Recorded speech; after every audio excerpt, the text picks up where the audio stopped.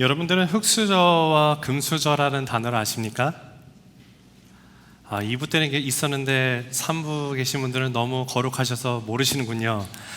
네, 흙수저랑 금수저는 새롭게 만들어진 신조어 가운데 하나로 속합니다. 근데 이것이 나온 지가 상당히 오래돼서 더 이상은 신조어라고 부르기는 좀 부끄러울 정도로 한국에서 많이 사용되는 단어입니다.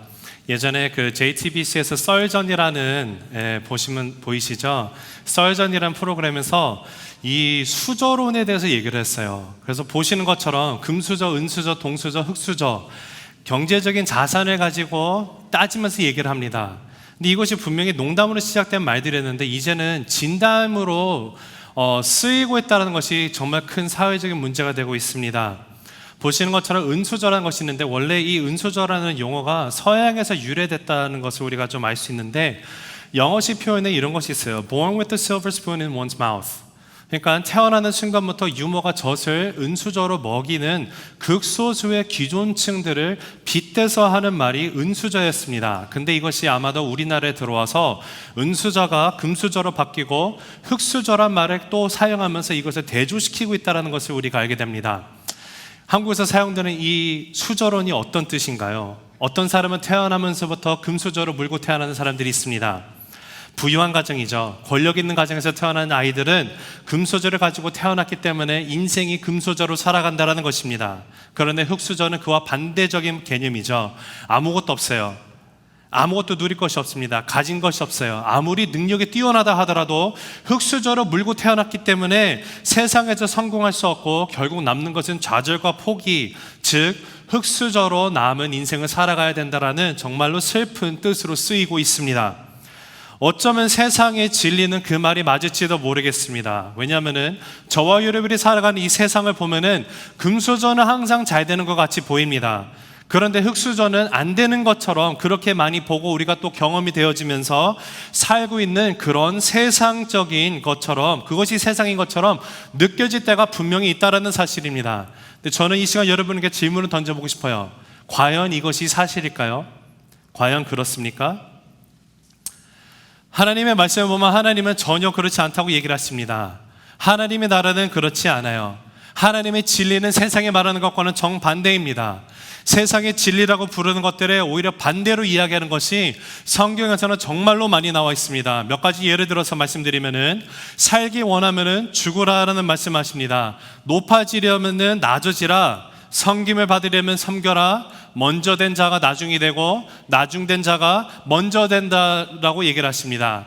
지혜가 있는 자가 되기 원하면 그런 먼저 어리석은 자가 되라. 이것이 하나님의 말씀하시는 그 성경의 진리입니다. 세상의 진리라고 부르는 것들, 세상의 방향과는 완전히 반대로 흘러가는 모습, 저는 이것을 하나님의 역설의 진리라고 부르고 여러분에게 말씀드리고 싶습니다. 오늘 우리가 계속해서 사사기를 보는 두 번째 시간이 되는데, 사사기 오늘 말씀을 통해서 다시 한번 우리가 하나님의 역설의 진리를 듣고 나아가게 됩니다. 세상의 진리, 세상의 기준에는 부적합한 사람들을 하나님이 사사, 리더로 세우셔서 이스라엘을 구원하신 이야기가 나오는 것이 바로 사사기인데, 거기에 하나님이 12번이나 그 스토리가 나온다는 사실입니다. 이스라엘의 첫 사사를 보면은 온니엘이라는 사람이 있습니다. 근데 온니엘은 정말로 전형적인 교과서와 같은 사사였어요. 그 후에 사사로 등장하는 사람들을 보면은 꼭 온니엘과 같은 교과서적인 사사는 아니었습니다. 아니, 오히려 나머지는 모두가 세상의 기준으로 볼 때는 하나씩 부족하고 자격이 미달이 되는 사람들이었어요. 예를 들어서 두 번째 사사가 누군가 보면은 에훗이라는 사람이었는데, 에훗은 왼손잡이다라고 성경이 말을 합니다. 그 말은 오른손이 불구였다는 것을 뜻합니다. 세 번째 사사였던 삼갈은요, 농부였습니다. 농부일 뿐만이 아니라 출신도 이스라엘 사람이 아니었어요. 게다가 더 나아가서 그가 사용했던 무기도 우리가 생각하지 못하는 정말 상상 밖의 무기를 사용했는데, 소를 모는 지팡이를 가지고 싸웠던 사람이었습니다. 근데 이런 사사들을 보면은, 이런 사람들을 들어쓰시는 하나님을 보면은 하나님은 정말로 독특한 분이시다라는 생각을 안 할 수가 없습니다. 왜냐하면 여기서 우리는 하나님의 자유를 보기 때문에 그렇습니다. 이 자유라는 표현이 여러분이 좀 잘 안 와닿으신다면은 하나님의 주권이다라고 생각을 하셔도 좋을 것 같습니다. 하나님의 주권은요, 사람의 편견, 사람의 기대, 정형화된 어떤 사람의 생각의 틀을 항상 깨시는 분이라는 것을 우리가 알게 됩니다. 나 같으면 이랬을 것 같은데, 그러나 하나님은 그렇게 하지 않으십니다.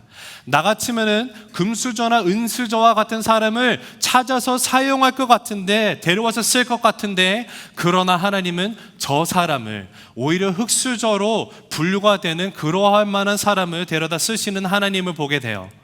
무슨 말입니까? 하나님의 용병수를 보면은요, 하나님의 거룩하심이 나타나 있음을 우리가 깨닫게 돼요.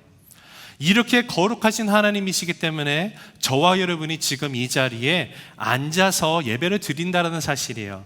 이것이 바로 은혜입니다. 믿으십니까? 네, 믿는 분이 한 20분 계시네요. 만약에 하나님 생각해 보세요. 하나님이 저와 여러분에게 자격을 따지시고 어떠한 가능성을 따지고 세상에서 소위 말하는 수조론을 가지고 저와 여러분에게 그것을 잣대로 부르신다고 하면은요, 이 자리에, 여기서 이 예배의 자리, 말씀의 자리, 하나님의 자녀가 된 이 자리에 앉아서 있을 수 있는 사람은 아무도 없다라는 사실입니다. 사사기를 읽으면서 우리가 하나님이 사용하신 사사들이 어떤 인물이었는지, 그들의 됨됨이, 그들의 자격, 이런 것들을 우리가 어쩔 수 없이 살피고 있습니다. 하지만 그때마다 우리가 깨닫는 것이 있는데, 그것이 뭐냐면은 인간의 약점이나 평범함이 하나님께 쓰임받지 못하는 이유가 결코 될 수 없다라는 사실입니다. 우리가 우리의 약점 때문에 하나님을 의지하고 나갈 수만 있다면은 그 약점은 오히려 나에게 강점이 된다라는 사실을 우리가 다시 한번 보게 됩니다. 정말 하나님을 보면은, 하나님의 역설의 진리를 보면은 사람과는 다른 차원에서 역사하시는 그 하나님을 볼 때 나 같은 사람도 하나님께서 쓰신다라는 사실을 확인하게 되는 저와 여러분에게 소망이 있다는 사실을 오늘 이 아침에도 보게 됩니다. 오늘 등장하는 사사는 드보라입니다. 드보라는 또한 드보라의 스토리를 통해서 하나님께서 지금 제가 서론에 말씀드렸던 사실을 다시 한번 우리에게 사실화시켜 주시기 위해서 하나님이 여자 사사, 이스라엘의 사사 중에 유일한 여자인 드보라를 사용하셨다는 것을 우리가 보게 돼요. 근데 계속해서 나가기 전에 먼저 1절의 말씀을 통해서 백그라운드를 보면 이렇습니다. 사사기의 특징인 그 악순환이 다시 나오고 있는데, 1절에 에훗이 죽으니 이스라엘 자손이 또 여호와의 목전에 악을 행하매. 여러분, 우리가 사사기서를 읽으면서 이 또라는 단어가 나오면요, 정말로 슬픈 겁니다. 지금 보니까 사사 에훗이 죽으니까 이스라엘 자손이 또 악을 행하더라라고 분명히 기록이 되어 있어요. 여러분, 이스라엘이 에훗과 삼가를 통해 가지고 80년이라는 평화를 누렸습니다. 80년은 결코 짧은 인생이 아닙니다. 한 사람이 평균적으로 수명이 80년이라 생각하면은 한 아이가 태어나서 80평생 평화를 누리다가 죽었어요. 근데 그 후에 80년이 지나고 난 후에 또다시 여호와의 목전에 악을 행하였다라고 쓰여 있어요. 그래서 하나님이 또 어떻게 하셨습니까? 2절을 보니까 여호와께서 하술에서 통치하는 가나안 왕 야빈의 손에 그들을 파셨으니 그의 군대 장관은 하루셋 학고임에 거주하는 시스라요.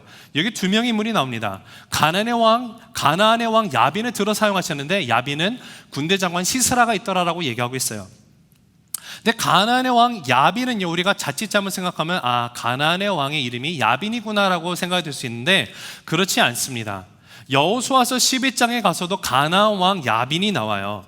거기 보면은 가나안 땅이 연합군을 형성합니다. 이스라엘을 치려고 하는데 거기 연합군의 대장으로 뽑힌 사람이 하솔 왕 야빈이라는 사람이 나와요. 이 하솔이 가나안을 가리키는 단어였거든요. 그러니까 여기서 야빈이라고 말하는 것은 사람의 이름을 말하는 것이 아니라 어떠한 칭호입니다.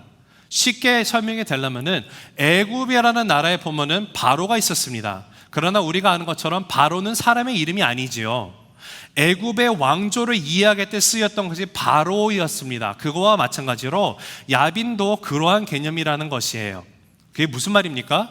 오늘 본문에 나와 있는 가나안 왕 야빈은 여호수아서 11장에 있었던 야빈의 몇 대 후의 후손이라는 것이에요. 그런데 하나님이 뭐라고 하시냐면은 이스라엘 백성들을 가나안 왕 야빈의 손에 파셨다라고 말씀하시는데, 이 표현이 정말로 웃긴 거예요. 아니, 정말로 재미있는 표현입니다. 재미있으면서 정말로 서글픈 표현이에요. 그 이유는 이스라엘이 죄로 인해서 노예의 신분으로 전락되었다는 것을 나타내기 위해서 하나님께서 파셨다라는 표현을 쓰셨어요. 자, 생각해 보시면은 자유인은요, 사거나 팔거나 표현을 쓰지 않습니다. 그런데 노예는 사기도 하고 팔기도 하는 것이에요. 하나님께서 이스라엘 백성들을 애굽 땅에 노예로 있던 그들을 출애굽시키면서 자유의 몸으로 주셨는데, 이스라엘 백성들이 하나님 앞에 죄를 지음으로 인해서 스스로 이제 노예를 자청하게 되었다라는 것을 하나님의 식으로 표현하면서 그들을 팔았다라고 얘기를 하시는 거예요. 3절을 보니까 야빈의 왕은 철병거 900대가 있어 20년 동안 이스라엘 자손을 심히 학대했으므로 이스라엘 자손이 여호와께 부르짖었더라. 자, 가나안 왕 야빈에게는 무엇이 있는가 봤더니 900대나 되는 칠병거가 있더라라고 쓰여 있습니다. 이것은 그 당시에 아주 강력한 군사적인 하드웨어입니다. 예를 들어서 오늘날로 치면은 정말 900대가 되는 탱크 부대를 가지고 있는 것이에요. 근데 여러분, 우리가 사사기 1장을 잠깐 살펴본다고 하면은 그 유다 지파가 가나안 땅을 완전히 정복을 하지 못했다고 기록이 되어 있는데, 그 땅을 정복하지 못했던 그 이후의 중심을 보니까 무엇이 있었더라고 쓰여 있냐면요, 철병거가 있더라라고 분명히 기록을 하고 있어요. 근데 오늘 다시 사사기 4장에 가서 보니까 철병거가 무려 900대나 있다라는 것이에요. 이스라엘 백성이 다시 가나안 야빈의 손에 의해서 이제는 그 철병거로 인해서 무려 20년 동안 학대를 당하고 있는 상황이 바로 그들의 시대적인 상황입니다. 아마 사사기사에서 나와 있었던 이스라엘이 당했던 시대적인 상황 가운데 가장 큰 어려움을 당하고 있었던 때예요. 그래서 이것을 5장에 가면은 드보라의 노래가 나옵니다. 4장과 5장은 쌍둥이장이라고 불립니다. 왜냐하면은 4장에서는 이게 산문체로 쓰여 있고요, 5장에서는 운문체로 쓰여 있어요. 4장은 역사를 기록했습니다. 5장은 드보라의 노래, 시를 통해서 있던 사실을 다시 한번 반복해서 얘기를 해주는데, 5장에 보면은 그 당시 배경을 드보라가 이렇게 표현을 합니다. 5장 6절 7절 아나세의 아들 삼갈의 날에 또는 야엘의 날에는 대로가 비었고 길의 행인들은 오솔길로 다녔도다. 이스라엘에는 마을 사람들이 그쳤으니 나 드보라가 일어나 이스라엘의 어머니가 되기까지 그쳤도다. 자, 드보라가 본인이 이스라엘의 어머니가 되었다라고 얘기를 해요. 근데 본인이 이스라엘의 어머니가 되기 전까지의 상황을 어떻게 얘기했냐 보면은 대로에 아무도 다니지 않습니다. 이스라엘 백성들이 어떻게 하냐? 골목길로 다녀요. 숨어서 다니고 있는 상황을 얘기하고 있어요. 왜 그랬을까요? 가나안 왕 야빈의 그 900달에 되는 철병거, 그 세력이 어마어마한 억압을 가하고 있는 그 상황이었어요. 그래서 자칫 잘못해서 야빈의 그 사람에게 눈에 띄면은 좋을 게 아무것도 없어요. 죽을 수도 있는 거예요. 두려움에 떨고 있는 상황입니다. 이러한 강한 압제 속에 놓여 있을 때 성경은 뭐라고 하나 봤더니 드보라를 사사로 하나님이 세우셨다라고 쓰여 있어요. 정말로 의외의 사람을 하나님이 이 의외의 인물을 통해서 승리를 거두게 하시는 것이 바로 오늘 사사기 4장의 말씀입니다. 이스라엘 백성들이 또 하나님 앞에 부르짖고 나갑니다. 그랬더니 하나님이 정말 그 악순하는 소리가 보는 것처럼 또다시 하나님은 그들을 구원을 하시는데, 다른 사사들과는 좀 다른 스타일로 구원을 하시는 것을 보게 돼요. 12명의 사사 가운데 드보라가 네 번째 사사니까 1, 2, 3, 첫째, 둘째, 셋째 사사만 보더라도요, 하나님이 이 사사들을 통해서 모든 것을 직접 다 해결하셨습니다. 그런데 드보라는 특이하게 하나님이 사사로 부르셨지만 전쟁은요, 드보라를 통해서 사용하지 않으세요. 바락이라는 인물을 사용하시고, 근데 바락이 또 끝에 종교점을 맺지 못합니다. 하나님은 바락을 사용하시고 또 야엘이라는 여인을 사용하시는 것을 보게 돼요. 우리가 오늘 이 말씀을 통해서 다시 한번 하나님의 역설의 진리가 나타나 있는데, 이 역설의 진리를 우리가 함께 보면서 나의 진리로 붙들고 나갈 수 있는 귀한 주의 예배의 시간이 되기를 간절히 주님의 이름으로 축원합니다. 하나님의 역설의 진리는 무엇일까요? 첫째는 함께 따라해 보실까요? 조건이 아니라 반응이다. 조건이 아니라 반응이다. 자, 이것을 다르게 말하면요, 세상의 말이 아니라 하나님의 말씀이다라고도 얘기할 수 있습니다. 자, 4절을 같이 읽어보겠습니다. 4절 준비 시작. 그때 랍비돗의 아내 여선지자 드보라가 이스라엘의 사사가 되었는데, 아까도 말씀드렸습니다만 사사기의 시대적인 상황은요 정말로 어려운 상황이었어요. 더군다나 그때 문화를 살펴보면은 여자가 지도자가 되어서 명령을 내리고 나라를 다스릴 수 있는 것이 아니었어요. 여자가, 여인이 사사, 지도자로 세워지는 것은 정말로 예외의 경우이지 통상적이지가 않았습니다. 물론 그런 예외가 없지는 않지만 일반적이지가 않다라는 것을 우리가 알아야만 합니다. 그 당시 시대적인 조건으로, 세상이 말하는 조건에 여인은 부합하지가 않은 거예요. 그런데 하나님께서 세상이 말하는 조건에 부합하지 않은 드보라를 사사로 부르셨다는 것은요, 그 누구도 상상해 볼 수도 없었던 일이었습니다. 왜요? 남성들이 주도하는 시대였거든요. 근데 그 남성 주도 시대에 여성이 사사로 서는 게 말이 안 되는 시대였는데, 하나님은 바로 그것을 노리시고 드보라를 세우셨어요. 정말 하나님은 그 누구도 생각하지 못했던 의외의 인물을 사용하신다라는 것이에요. 그러면은 저와 여러분이 던져봐야 되는 질문이 있습니다. 왜 하필 드보라를 선택하셨을까? 다른 여인들도 많았을 텐데 왜 드보라가 선택이 되고 쓰임을 받았을까? 드보라가 도대체 어떠한 여인이었길래 하나님은 다른 사람도 아니고 드보라를 선택하신 것일까요? 그 해답은 우리가 사사기 기자가 드보라가 누구인지에 대해서 설명을 해주는 이 4절에서 강조되고 있는 내용을 통해서 한번 그 답을 찾아볼 수가 있습니다. 근데 강조되고 있는 점을 보니까 드보라가 누구냐면은 여선지자였더라라고 쓰여 있어요. 자, 드보라가 사사로 부름을 받았죠. 사사로 부름을 받기 이전에 선지자였다라는 것을 오늘 말씀 가운데 강조가 되고 있습니다. 선지자는 어떤 사람이죠? 무엇보다도 하나님의 음성을 듣는 사람이에요. 그리고 하나님의 음성을 듣고 그 음성에 반응을 하는 사람이 선지자입니다.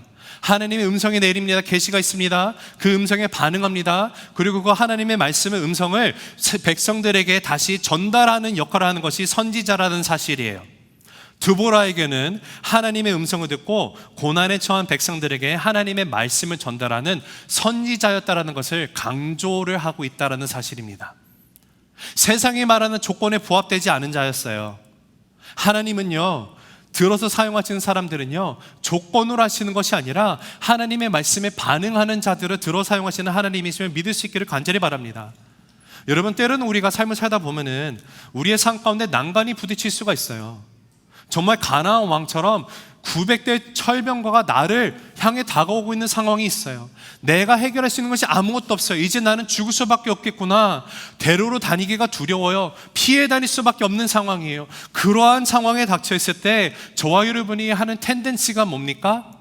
주변에 다른 사람들이 나에게 하는 조언에 귀를 기울입니다. 주변의 사람들의 말에 귀가 솔깃해요.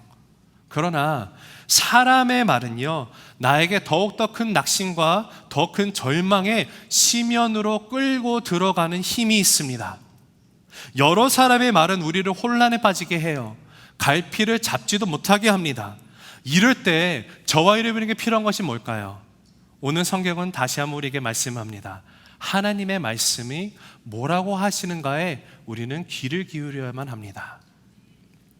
이스라엘 백성들이 430년의 노예 생활을 이제 마치고 하나님이 그들을 출애굽시키시고 나왔어요.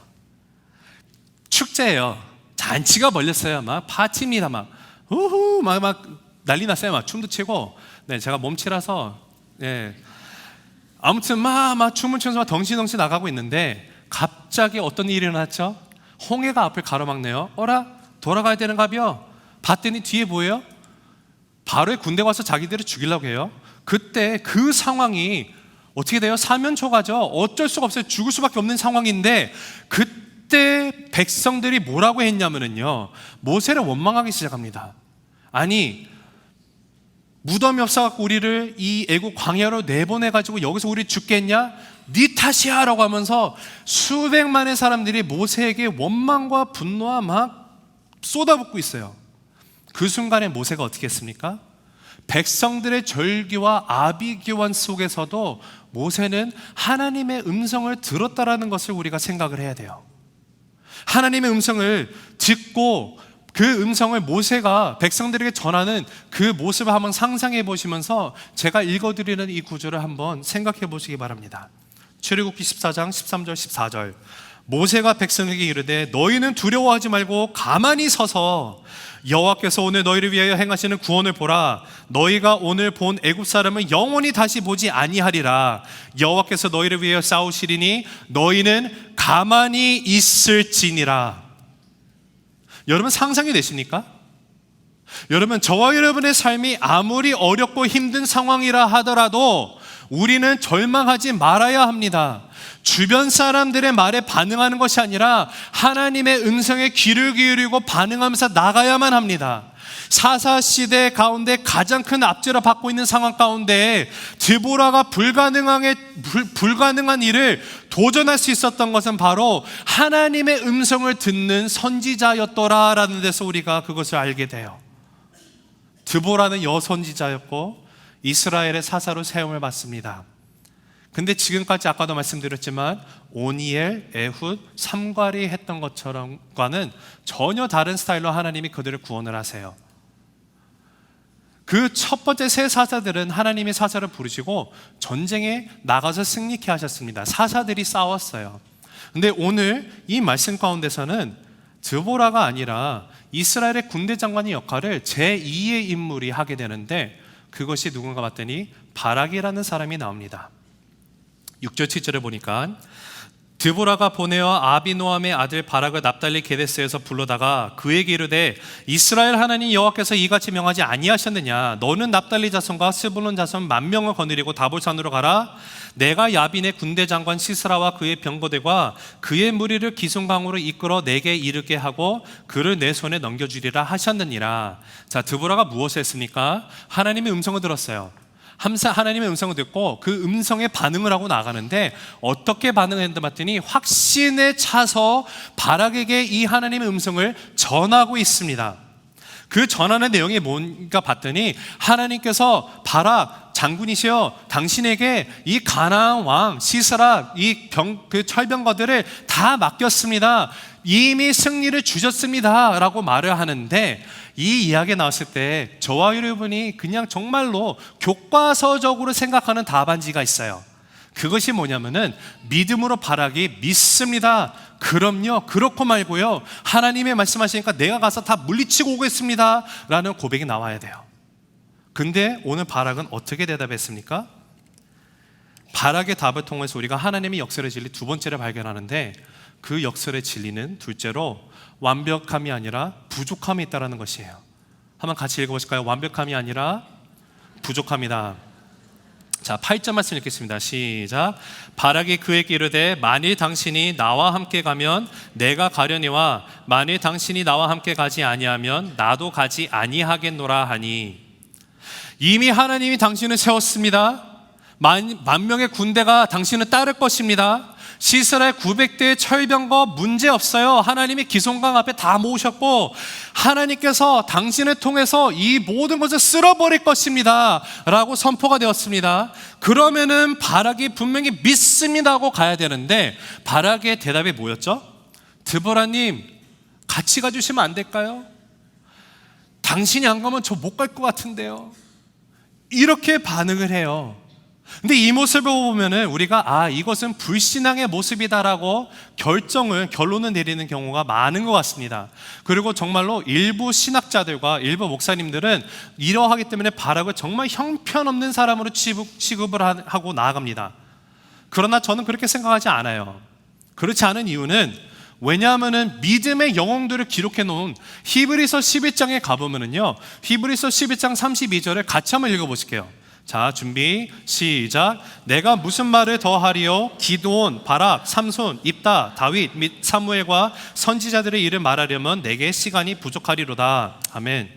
네, 시간이 부족해서 이거를 다 설명 못하는데 히브리 기자가 믿음의 장인 11장을 잘 기록하면서 사람들의 이름을 기록해 놨는데 분명히 바락의 이름이 언급이 되고 있어요. 많은 사사들 가운데 사사기 시대에 있었던 사람의 이름이 4명이 거론되는데 거기에는 바락이 포함이 되어 있습니다. 나머지는 다 사사들이에요. 그러나 우리가 아는 것처럼 바락은 사사가 아니었죠.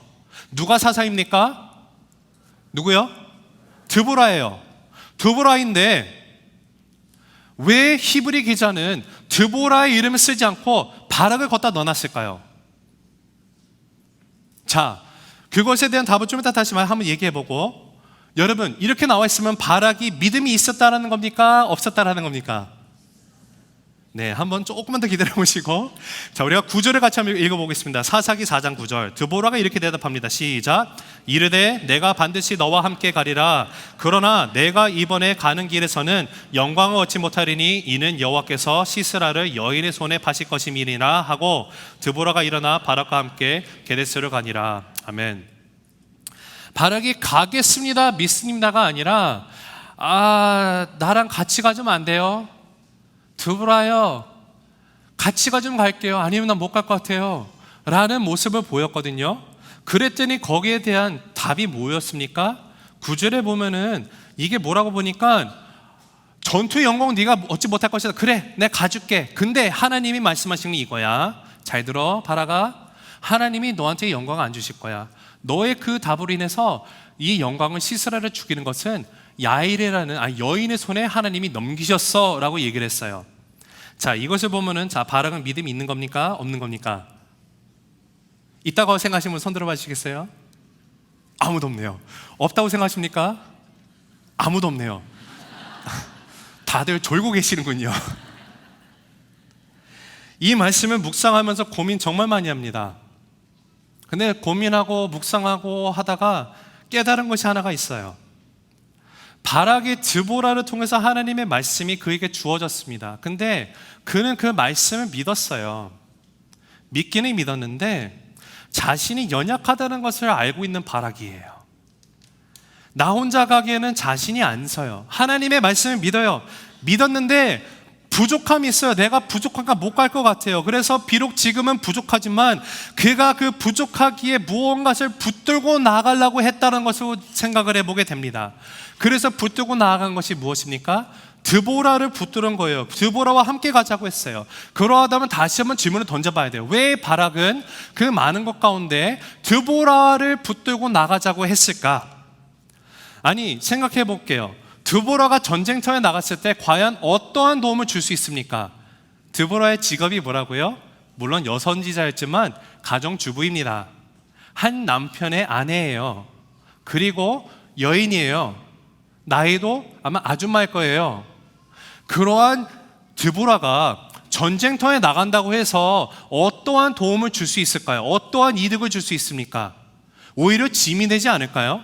바락은 장군이었어요. 장수예요. 싸움에 능해요. 그런데 나갔을 때 오히려 드보라가 죽지 않기 위해서, 보호하기 위해서 더 신경 쓰게 되는 거 아닙니까? 그런데 바락은 그럼에도 불구하고 드보라를 데려갔어요. 같이 가달라고 했어요. 왜 그랬을까요? 바락은 지금 여호와의 말씀이 누구에게 있다? 누구에게 있다? 드보라에게 있어요. 왜 그렇습니까? 드보라가 뭐라고요? 선지자이다. 이것을 생각해 보면 이런 겁니다. 바락이 하나님의 뜻을 받았어요. 하나님의 뜻 가운데 믿음으로 아멘하고 나가는데 그 뜻을 수행함에 있어서 반드시 내가 가져가야 될 게 뭔가 있다는 것을 느꼈어요. 왜냐? 나는 부족함이 많은 사람이기 때문에. 그래서 생각하고 고민하다 보니까 하나님의 말씀이 필요한 거예요. 하나님의 말씀과 같이 가야만 하는 거예요. 그래서 바락이 드보라와 같이 가자고 그런 것입니다. 만일에 바락에게 믿음이 없었더라면 하나님이 드보라에게 바락에게 가서 명령하라고 말씀도 안 했을 뿐더러 히브리 기자가 바락의 이름을 언급하지도 않았을 것입니다. 히브리 기자가 그 4명의 사사기에 나오는 4명의 인물의 이름을 언급할 때는 그 모두가 부족함이 가득 찬 사람들이었어요.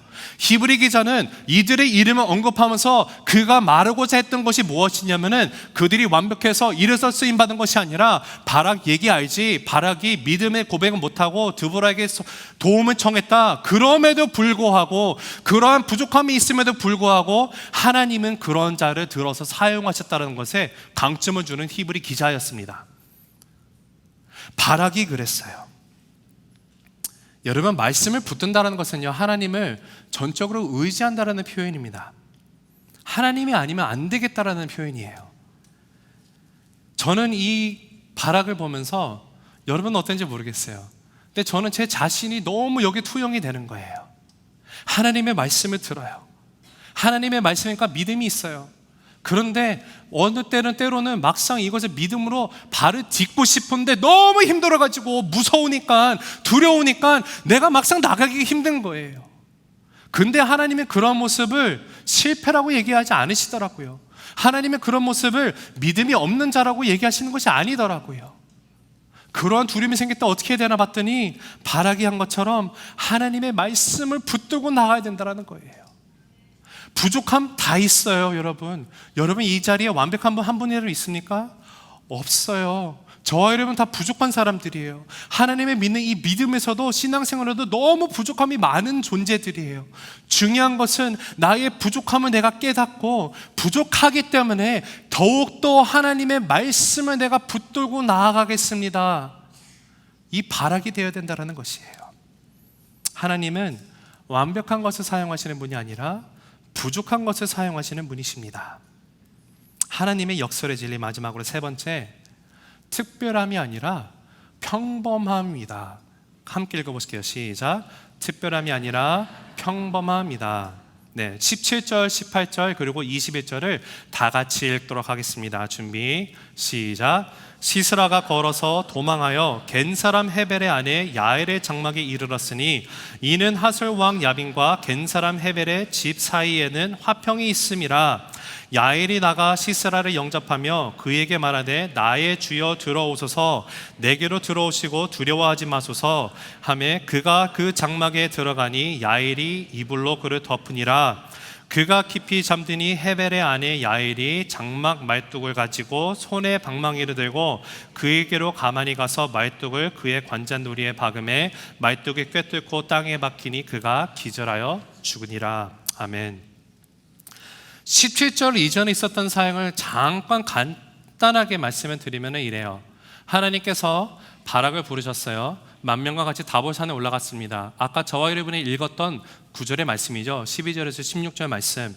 근데 거기서 14절을 보면은 드보라가 또 하나님의 말씀을 듣고 그 말씀 가운데 반응하며 확신 가운데 바락에게 전합니다. 그 내용이 뭐냐면은 일어나라, 이는 여호와께서 시스라를 내 손에 넘겨주신 날이라. 여호와께서 너의 앞서가지 아니하시느냐 하는지라. 이에 바락이 만명을 거느리고 다볼산에서 내려가느니.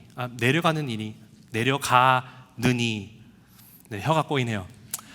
다볼산이 어디 있냐면요, 북쪽에 있습니다. 지도를 잠깐 보시면은 좀 더 이해가 쉬울 것 같아요. 여러분 저기 보시면 가운데 녹색으로 된 데가 스불론 지파라고 쓰여 있죠. 바로 옆에 다볼산을 보실 수 있을 겁니다. 지금 이스라엘의 그 바락이 만명을 데리고 다볼산에 올라갔는데 말씀대로 올라갔어요. 근데 그때 또 하나님이 드보라에게 뭐라고 얘기합니까? 내려가서 쳐라. 이들을 네 손에 줬다라고 얘기하니까 분명히 14절의 끝에 바락이 다볼산에서 내려갔다고 나와 있어요. 근데 다시 한번 보여주세요. 여기서 보면은 다볼산 밑에 7시 방향에 보시면은 무깃도라는 곳이 있고요. 다볼산과 무깃도 사이를요, 여기는 평지입니다. 이것을 성경에서는 이스라엘 평지라고 부르기도 하고요, 할 무깃도 평지라고 부르기도 합니다.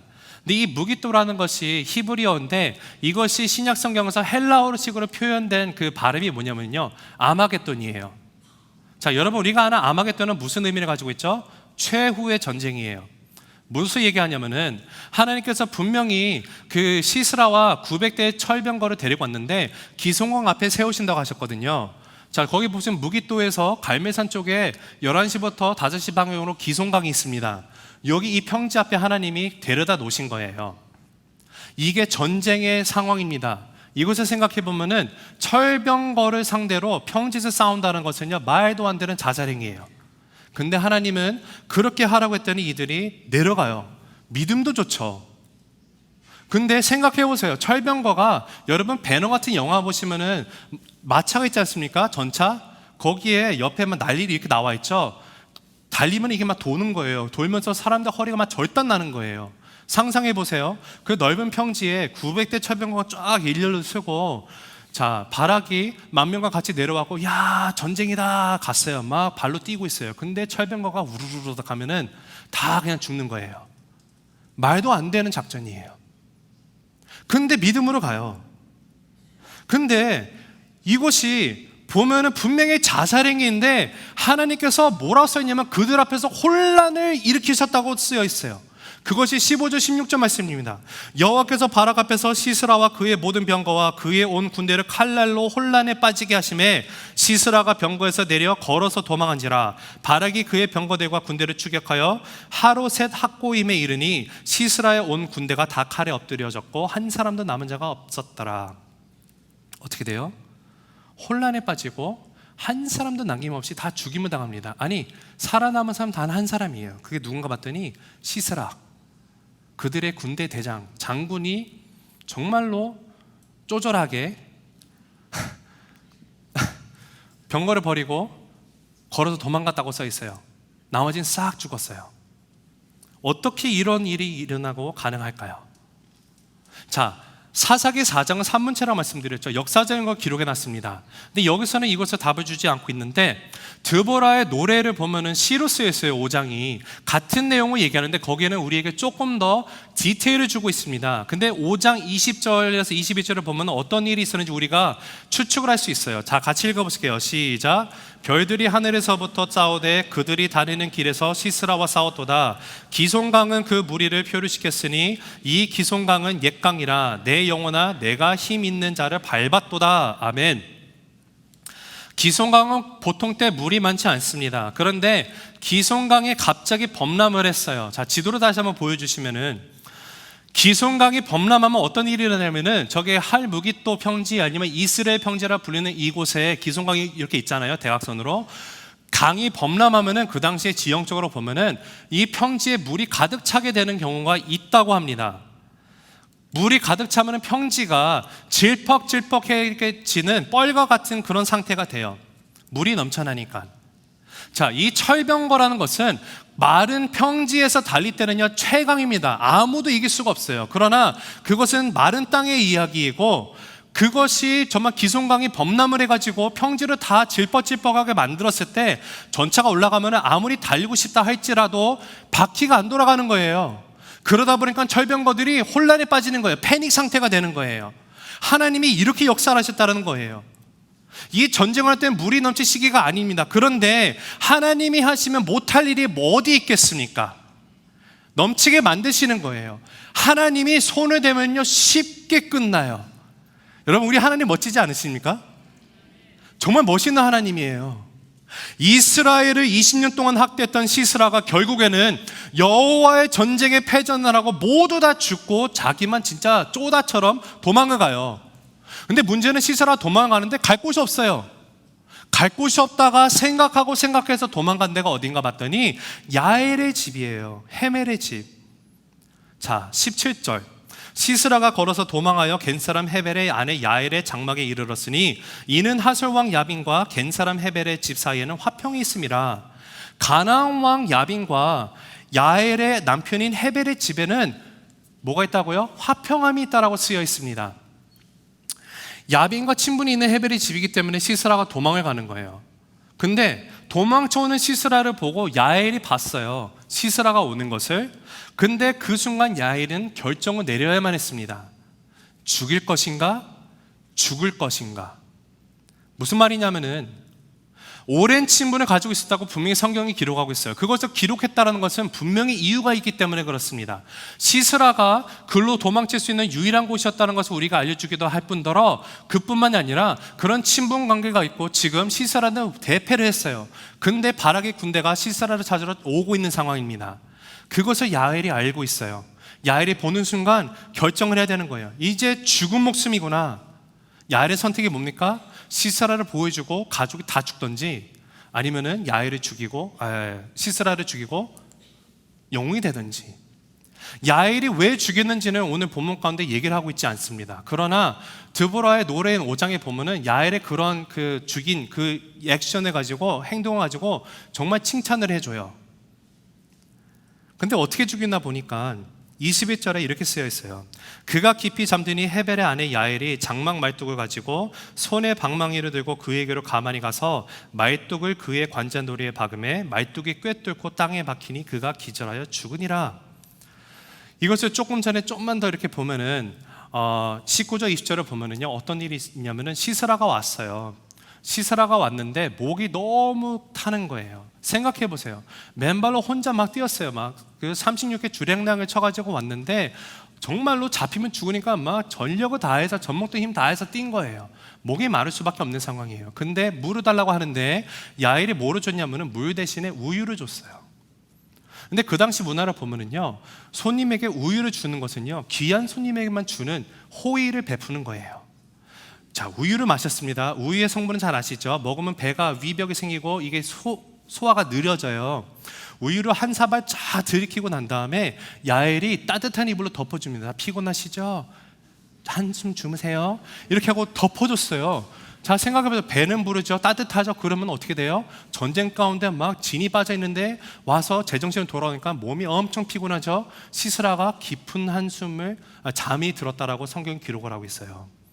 그 순간에 야엘이 자고 있는 시스라의 관자놀이가 있잖아요. 관자놀이 여기다가 말뚝 갖고 한 명 빡 쳤더니 죽어버렸어요. 저는 이거 보면서 정말 어이가 없었습니다. 야엘의 특징이 이게 달란트인가? 근데 여러분, 그 당시에 그 문화를 공부를 해보고 야엘의 남편이 갠 사람이었거든요. 이들은 유목민이에요. 유목민들은 텐트를 치고 살아요. 천막을 쳐야만 합니다. 한 곳에 있지 않고 있다가 머물고 옮기고 해요. 근데 그 당시에 이 천막을 치고 풀고 하는 일을 남자가 아니라 여자가 했대요. 자, 이런 거예요. 오늘날 저와 여러분이 만약에 캠핑을 갔습니다. 그런 캠핑장에서 야영지에서 텐트를 치는 그 업무는 누가 해야 되죠? 여자가 해야 된다니까요. 남자들이 했어요. 그러면은 여자의 의무가, 아내의 임무가 뭡니까? 밥을 만들겠죠. 그렇죠? 텐트 다 치면 이제 다 쳤다 하면 애들이 와 하고 이제 막 먹으면서 이렇게 시작이 돼야 되는데, 이 당시에는 아내들이 쳤다니까요. 텐트를 아내들이 치고 남편은 뭡니까? 옆에서 커피 마셨어요. 자, 이 당시로 돌아갈 수만 있으면 죄송합니다. 이것이 무엇을 얘기하냐면요, 야엘에게 있어서 말뚝을 박는 것은요 너무 지극히 평범한 것이었어요. 야엘이 뭔가 특별한 능력이 있어서 하나님이 그를 사용해가지고 시스라 죽인 것이 아니었다라는 거예요. 야엘은요 정말 말뚝 박기 선수였어요. 얼마나 말뚝을 잘 박았으면은 시스라에 관자되고 그냥 한 방에 빡 쳤더니 말뚝이 슉 박혀가지고 땅까지 나왔다라고 성경은 기록하고 있어요. 야, 대단한 힘이에요. 저도 못할 것 같아요. 만약 제가 한다고 상상해봤어요. 팡! 잠시만요. 다시 한번. 이럴 것 같은데 한 방에 끝내는 야엘이었어요. 특별한 방법이 아닙니다. 늘상 해오던 지극히 평범한 것을 통하여서 전문가가 될 정도로 그냥 평범한 것을 해오다 보니까 하나님이 이스라엘의 20년의 지옥을 야엘의 그냥 익숙한 것을 통해 갖고 이렇게 해결하시는 거예요. 말씀을 맺습니다. 여러분, 우리가 사사기 4장을 보면은요, 이 4장에서 나와 있는 주인공은 드보라가 아니에요. 바락도 아니고요, 야엘도 아닙니다. 이 4장에서 강조하고 있는 것은요, 하나님의 주권만 나와 있어요. 하나님이 하시는 것. 23절은 진짜 주인공이 하나님이시라고 하면서 이렇게 얘기를 합니다. 함께 같이 읽어보실게요. 시작. 이와 같이 이날에 하나님이 가나안 왕 야빈을 이스라엘 자손 앞에 굴복하게 하신지라. 자, 15절에 가서도 동일하게 얘기하는데 어떻게 시작하면은 여호와께서 바락 앞에서라고 쓰여 있어요. 하나님이 하셨다, 여호와께서 바락 앞에서 앞서 가셨다. 하나님이 하셔서 이기게 하셨다라는 것을 사사기 기자가 4장에 2번이나 언급을 하면서 이 모든 것이 하나님이 진짜 주인공이시고 하나님의 주권이다라는 것을 얘기하는 거예요. 하나님이 하신 것입니다. 하나님께서 오늘 이 말씀 가운데 이스라엘을 구원하신 이 이야기는요, 하나님의 역설의 진리를 담고 있는 말씀이에요. 우리가 이 하나님의 역설의 진리를 보니까 세상이 말하는 조건으로 일하시는 하나님이 아니신 것을 깨닫게 됩니다. 세상은 조건을 따지고 말합니다. 그러나 세상이 말하는 조건이 아니라 하나님의 말씀을 듣고 반응하는 자를 하나님은 분명히 들어쓰시는 분이십니다. 저와 여러분의 삶 가운데도 하나님의 말씀을 듣고 그 말씀 가운데 반응하고 말씀을 붙들고 나가기 원합니다. 하나님이 들어 사용하시는 분은요, 말씀을 들었을 때 믿음이 완벽한 자를 사용하는 것이 아니더라고요. 하나님은 믿음은 있지만 조금 부족한 모습이 있는다 할지라도 나의 부족함은 내가 인정하고 내가 부족하기 때문에 하나님 말씀을 붙들지 않으면 내가 앞으로 나갈 수도 없습니다. 하나님 말씀이 나랑 같이 갈 수 없습니까? 라고 말하는 그 부족함을 통해서 하나님은 역사하시는 분이십니다. 그리고 우리가 잘 생각하면은 삶 가운데 하나님 앞에 쓰임받는 자들은 뭔가 특별한 능력이 있다라고 생각을 하지만 하나님은 특별한 것이 아니라 정말 지극히 평범한, 야엘이 정말 텐트를 평생 동안 치고 박았던 이 말뚝을 치는 능력을 통해서, 실력을 통해서 성실히 행했을 때 그 평범한 것을 통하여 역사하신 것이 하나님의 역설의 진리라는 사실을 우리가 다시 한번 보게 됩니다. 여러분도 이 하나님의 역설의 진리, 마음 가운데 하나님 이것이 나의 삶의 진리가 되길 원합니다. 고백하며 나아가길 원하며 저와 여러분도 드보라처럼, 바락처럼, 야엘처럼 하나님이 들어 사용하시는 그 주권 가운데 쓰임받을 수 있는 도구가 되기를 간절히 주님의 이름으로 축원합니다. 기도하시겠습니다. 하나님 감사합니다. 오늘 말씀을 통하여서 다시 한번 정말 사사기 전체에서 나오는 그 사사기의 모든 스토리의 주인공은 하나님이 불러 사용하신 사사들이 아니고 하나님 한 분이 진짜 주인공이심을 우리가 다시 한번 깨닫고 나아갑니다.